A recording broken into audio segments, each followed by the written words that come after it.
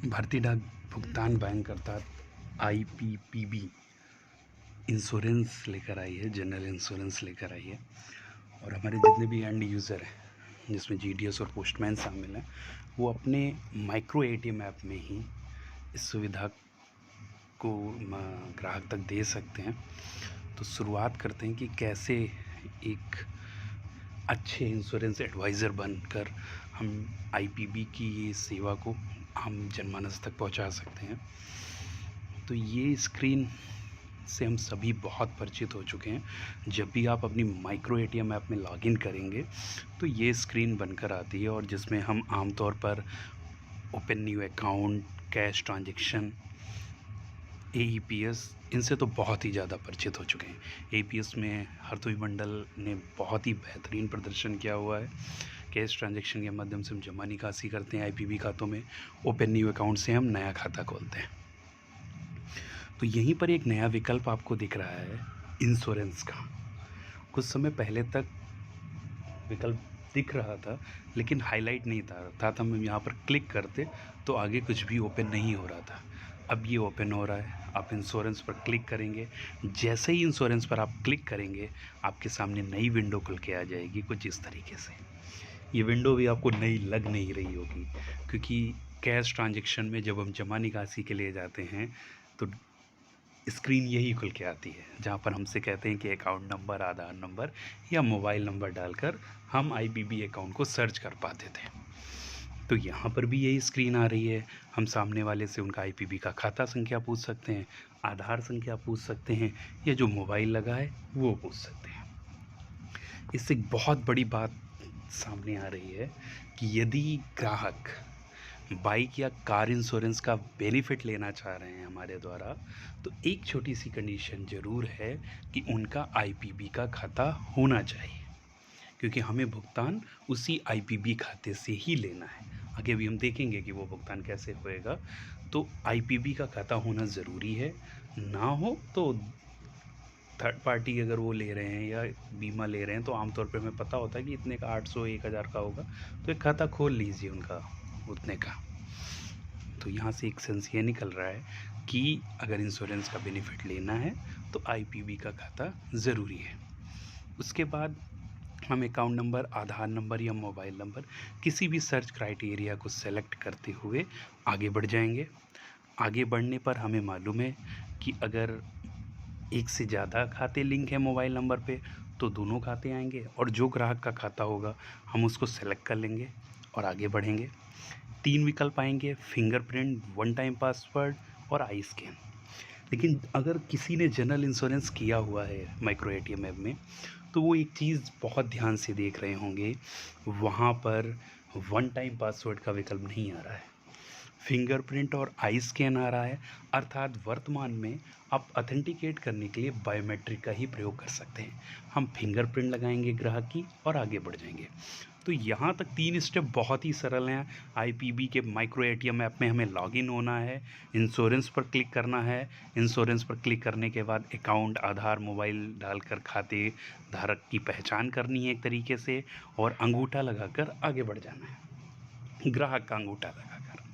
उसके बाद स्क्रीन आएगी, आई कन्फर्म, जमा निकासी में भी आता है, आई कन्फर्म कर देंगे। और यहाँ पर ये स्क्रीन खुल रही है प्रोडक्ट टाइप में लाइफ इंश्योरेंस और जनरल इंश्योरेंस। लाइफ इंश्योरेंस जीवन बीमा, जनरल इंश्योरेंस में आपका मोटर व्हीकल वाला हो गया, और हेल्थ इंश्योरेंस आ गया। तो हमें अभी एक बाइक का इंश्योरेंस सीखना है, एक कार का इंश्योरेंस सीखना है, तो हम यहाँ पर जनरल इंश्योरेंस पर क्लिक कर देंगे। जनरल इंश्योरेंस पर क्लिक करने के बाद आपकी ये विंडो खुल के आ जाएगी। यहाँ पर देखिए बजाज और टाटा कार है। तो हम धीरे धीरे ये भी सीख लें कि ग्राहक हमसे पूछ सकते हैं कि भाई आप कौन सा बीमा दे रहे हैं, तो हम कहेंगे कि हमने 2 कंपनियों से भी टाई अप किया हुआ है, बजाज और टाटा से। तो इन्हीं दोनों में से किसी एक से आपको हम इंश्योरेंस का कवर उपलब्ध करा देंगे। तो हम इस पर क्लिक कर देंगे, इस लोगो पर, और हम आगे बढ़ेंगे। आगे बढ़ने के बाद ये स्क्रीन आएगी और हमें वहाँ पर आई एग्री पर क्लिक करना होगा। अब आई एग्री पर क्लिक करने से पहले जान लीजिए कि स्क्रीन कह क्या रही है। स्क्रीन कह रही है कि जैसे ही आप इस पर क्लिक करेंगे हम आपको एक नई दुनिया में ले चलेंगे और वो दुनिया टर्टलमेंट की इंश्योरेंस प्रोवाइडर जो हैं उनकी होगी। वहाँ से इंश्योरेंस से जुड़ा सब कुछ काम होगा और हम आपके आईपीबी खाते से इंश्योरेंस का भुगतान ले लेंगे वाया ओटीपी या वाया फिंगरप्रिंट और आपको इंश्योरेंस पॉलिसी इशू कर दी जाएगी। तो हम आई एग्री कर देंगे और आगे बढ़ जाएंगे। आगे बढ़ने के बाद देखिएगा इस तरीके की स्क्रीन खुल के आएगी और उसमें बिना कुछ ज़्यादा दिमाग लगाए हुए हम ये देखिए नीचे की तरफ लिख के आ रहा है सेल। सेल मतलब इंश्योरेंस की पॉलिसी को हमें सेल करना है, बेचना है, तो हम सेल पर क्लिक करेंगे। सेल पर क्लिक करने के बाद ये विंडो खुल के आएगी जहाँ पे कार, बाइक और हेल्थ लिखा होगा। वर्तमान में हेल्थ नहीं आ रहा है, कार और बाइक आएगा। तो अगर हमें कार का बीमा करना है तो हम कार चुन लेंगे, बाइक का बीमा करना है तो बाइक चुन लेंगे। इस एसओपी में कार का बीमा समझाया गया है तो हम कार को चुनते हैं। कार को जैसे ही आप चुनेंगे उसके बाद आपकी अगली विंडो आएगी, create a quit using registration number.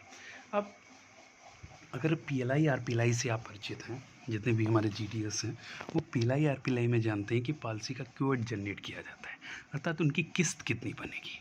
तो यहाँ पर भी हम ऐसा तो नहीं है सीधे ग्राहक को कह देंगे हाँ ओटीपी बताओ 1287 कट गए, वो कहेगा अरे भैया पहले बताना तो था इतने कटेंगे। तो पहले हम ग्राहक को बताएंगे कि आपका थर्ड पार्टी या कम्प्रीहेंसिव जो बीमा है वो इतने रुपए का बन रहा है। आप इन शब्दों से बिल्कुल भी परेशान मत होइएगा कि थर्ड पार्टी क्या है, कम्प्रीहेंसिव क्या है, पूरा डिटेल में आगे चर्चा करेंगे। अभी क्या करना है आपको, यहाँ पे एक रजिस्ट्रेशन नंबर डालना है। रजिस्ट्रेशन नंबर जो गाड़ी का नंबर होता है ना, जो नंबर प्लेट पे लिखा रहता है UP30Y3216, UP30W2622, तो ये टाइप जो नंबर होता है ना, आप वो डालोगे। वो डालने के बाद आप 99% केस में ऐसा पाओगे registration date, chassis number, manufacture year, model, सब कुछ खुद ही फिल होके आ जाएगा।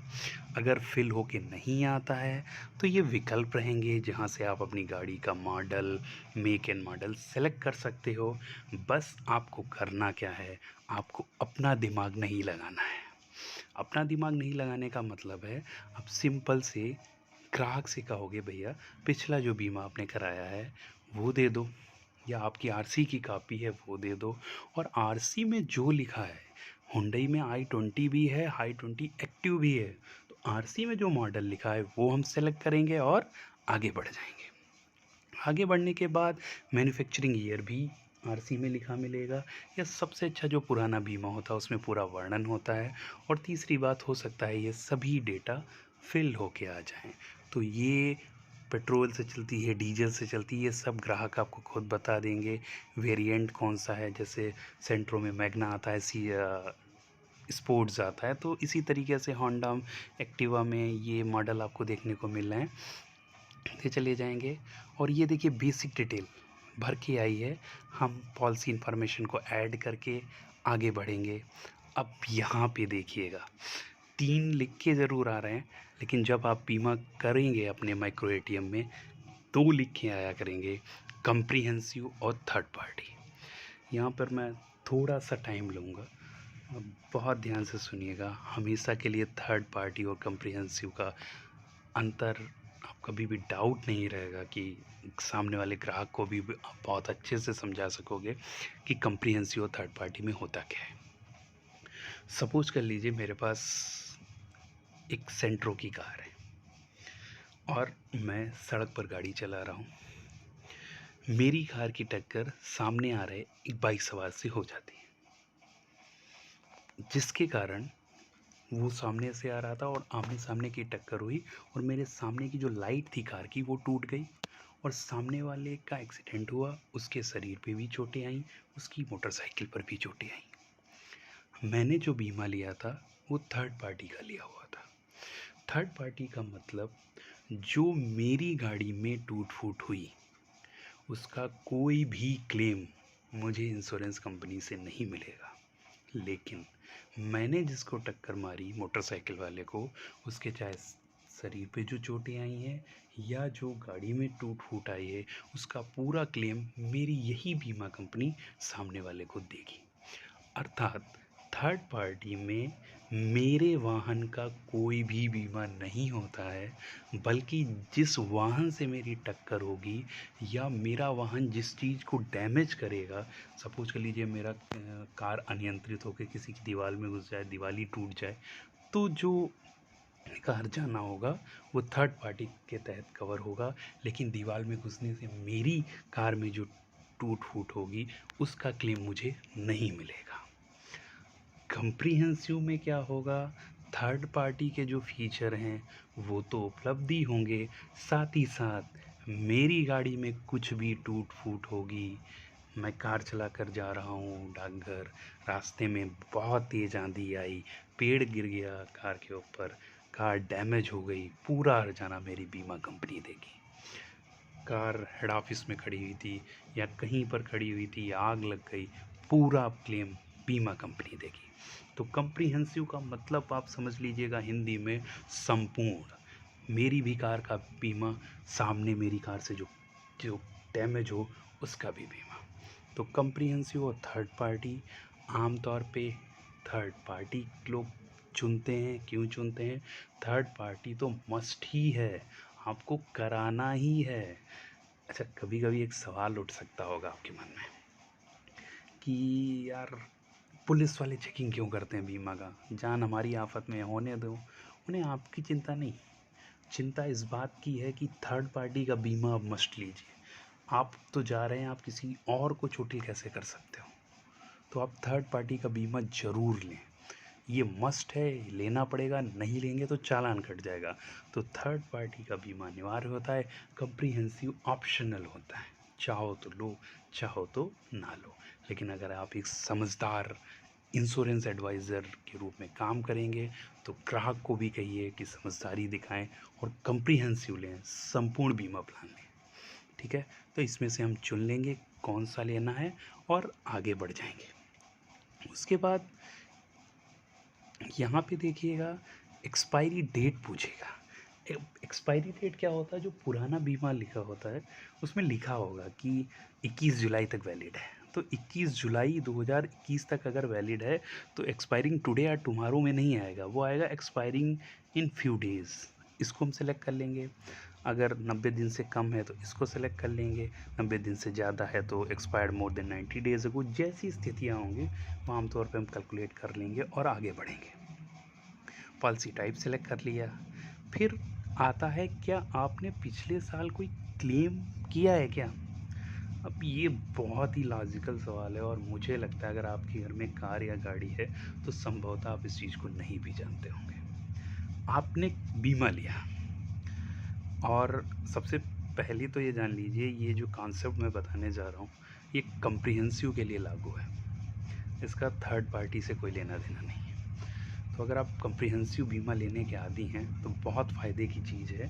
सपोज कर लीजिए आपने कोई कम्प्रीहेंसिव बीमा लिया, इस साल आपने कोई भी क्लेम नहीं किया, तो अगले साल जब आप बीमा लोगे कम्प्रीहेंसिव ही, तो कंपनी क्या करेगी, आपको 20% की छूट दे देगी। आपने फिर अगले साल कोई क्लेम नहीं किया, फिर अगले दूसरे साल बाद आप बीमा ले रहे हो, कंपनी आपको 25% की छूट दे देगी। फिर अगले 3 साल तक कोई क्लेम नहीं किया, फिर आप बीमा ले रहे हो, 35% छूट दे देगी। 4 साल तक आपने कोई क्लेम ही नहीं किया, आपको 40% की छूट मिलेगी। आपने फिर कोई क्लेम नहीं किया अगले 5 साल तक, आपको 50% का डिडक्शन मिलता है बीमा में। तो इसको कहते हैं नो क्लेम बोनस, एनसीबी। तो यही आता है कि एनसीबी 0% कब होगा, नो क्लेम बोनस। कितना आपको मिल रहा है, प्रीवियस पॉलिसी पर कितना मिला था, 20% मिला था, 20% कब मिला होगा, जब आपने उसके पिछले साल कोई भी क्लेम नहीं किया होगा। तो ये एनसीबी का कॉन्सेप्ट हमेशा याद रखिएगा कि कब मिलना है, कम्प्रीहेंसिव पर मिलना है, और कब मिलना है, जब आपने कोई क्लेम पिछले साल ना किया हो। फिर पूछा जाएगा प्रीवियस पॉलिसी इंश्योरर कौन थे, आप देख सकते हो मोस्टली न्यू इंडिया इंश्योरेंस से होते हैं, या एचडीएफसी से भी हो सकते हैं, एसबीआई से भी हो सकते हैं, बजाज से हो सकते हैं, टाटा से हो सकते हैं। वो आप यहाँ सीधे सर्च कर सकते हो और पॉलिसी जो इशूअर हैं उनका नाम सेलेक्ट कर सकते हो। उसके बाद ये पूरी डिटेल आ जाएगी, आप नेक्स्ट करके आगे बढ़ जाएंगे। सेव योर क्योट नाउ का यहाँ पे कुछ भी नाम आप डाल दो, उसका कोई विकल्प है नहीं, नाम डाल के आगे बढ़ जाएंगे। देखिए यहाँ पे लिख के आ गया कि इतने रुपए बने, ग्राहक को बोल दीजिए कि इतने रुपए बन रहे हैं, सहमत हैं आप इतने रुपए में? कहेंगे हाँ सहमत हैं, बाई पर क्लिक कर दीजिए। बाई पर क्लिक जैसे ही करेंगे आप तो ये स्क्रीन खुल के आ जाएगी। अब नया पॉइंट, इसको बहुत से लोग आपसे कहेंगे पहले पर टिक लगा दीजिए, दूसरे पर लगा दीजिए, प्रोसीड कर जाइए, या इसको ये ऐड आने इसको छोड़ दीजिए। लेकिन मैं यहाँ पे कहूँगा आप इसको समझिए। पीए ओनर ड्राइवर होता क्या है? मेरी सेंट्रो कार है, मेरे नाम से रजिस्ट्रेशन है, मैं कार चला रहा हूँ, मेरे साथ कोई भी दुर्घटना होती है तो मुझे 15 लाख तक का बीमा ये इंश्योरेंस कंपनी देगी। आप कल्पना करके देखिए, अगर एक टू व्हीलर का अगर थर्ड पार्टी में मान लूँ 887 रुपये बन रहा है, तो पीए ओनर ड्राइवर लेने से वो 1200 रुपये बनता है। 300 या 400 रुपये का अंतर आ जाता है, लेकिन इस 300-400 रुपये के कारण मुझे 15 लाख का बीमा मिल जाता है। लेकिन इसकी 3 शर्तें हैं जो बहुत अच्छे से समझ लीजिए। ये बीमा मिलता कब है? गाड़ी जिसके नाम रजिस्टर्ड हो, वही गाड़ी चला रहा हो, चोट उसी के लगी हुई हो, तीसरा ड्राइविंग लाइसेंस उस व्यक्ति के पास खुद का हो, तभी आपको ये पीए ओनर ड्राइवर का बेनिफिट मिलता है। ग्राहक को आप बताइएगा ये बात है कि 15 लाख तक का बीमा का कवर है, लेना चाहिए ले लीजिए, नहीं तो मस्ट नहीं है, ऑप्शनल है। इतना लेकर हम आगे बढ़ जाएंगे। यहाँ पर बेसिक डिटेल हाईलाइट होंगी सब, आप इसमें मॉडिफिकेशन भी कर सकते हो। ईमेल आईडी, मोबाइल नंबर डालना मस्ट रहेगा। ईमेल आईडी पर इंस्टेंट आपकी पॉलिसी पहुंच जाएगी। आप चाहो तो प्रिंट आउट ले सकते हो, नहीं तो कुछ ही दिनों में कुरियर, डाक विभाग के द्वारा या कुरियर के द्वारा आपके एड्रेस पे वो पहुंच जाएगी। यहाँ पर बेसिक डिटेल ही आपको सब भरती जानी है। आधार, मेल, मेरिट, सिंगल, नॉमिनी किसको बनाना चाहते हैं वो सिलेक्ट कर लीजिए। जैसे खाता खोलते समय जो डिटेल भरनी होती है वो भर देंगे आप। देखिए, is your car finance, finance का मतलब क्या, किस्तों पे चल रही है क्या सिस्टम, वो लिख दीजिए। और फिर हम आगे बढ़ते हुए चले जाएंगे। भरने के बाद यहाँ पे पूरी डिटेल जब भर जाएंगी, यहाँ पे देखिए पेमेंट का मोड आया, select your mode of payment. Online पे क्लिक करेंगे, मेक पेमेंट पे जाएंगे और प्रोसीड पे करने के बाद देखिए आपकी आईपीबी की पूरी डिटेल आ रही है। और यहाँ से प्रीमियम अमाउंट प्रोसीड करके हम आईपीबी में अकाउंट पे जाकर पेमेंट कर देंगे, ओटीपी आएगा और रुपए कट जाएंगे। और उसके बाद इस तरीके से आपकी पॉलिसी इशू हो जाएगी। बजाज एलियांस और पूरा नंबर लिख के आ गया है। जैसे आप अपना ईमेल चेक करोगे, आपको पॉलिसी डॉक्यूमेंट भी मिल जाएगा। कुछ 7 से 10 दिनों के भीतर पॉलिसी बॉन्ड आपके एड्रेस पे पहुंच चुका होगा। तो एक बहुत बड़ा ये हमें मौका दिया गया है कि हम जनरल इंश्योरेंस, टू व्हीलर और फोर व्हीलर इंश्योरेंस को बढ़ावा दे सकते हैं। देश की आज बहुत बड़ी जनसंख्या ऐसी है जो इन चीज़ों को नेगलेक्ट कर रही है, बीमा नहीं करवाती है, जिसका एक बहुत बड़ा खामियाजा उनको भुगतना पड़ता है जब कोई आकस्मिक दुर्घटनाएं होती हैं।